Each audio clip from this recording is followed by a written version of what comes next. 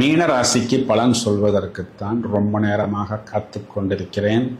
ஏன் அப்படின்னா, அதிகமாக பிரச்சனைகளை கிட்டத்தட்ட ஒரு 4 வருடமாக, அதாவது இதற்கு முன்னாடி 12ஆம் இடத்தில் இவர்களுக்கு சனி 7.5 சனியாக தொடங்கிய காலத்தில், அதே நேரத்தில் ராசியில் ராகு.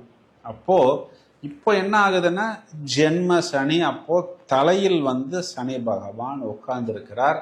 சனி பகவான்கிறவர் என்னன்னா, இவங்களுக்கு விரயத்தை கொடுக்கக்கூடியவர், செலவை கொடுக்கக்கூடியவர். வெறும் விரயம் செலவு தான் அப்படிங்கிறது மட்டும்னா கூட பரவாயில்லன்னு எடுத்துக்கலாம். சனி பகவான் என்னன்னா, அவமானத்துக்கு காரகன், தோல்விக்கு காரகன், வம்பு வழக்கு நோயை கொடுப்பதற்கு காரகன்.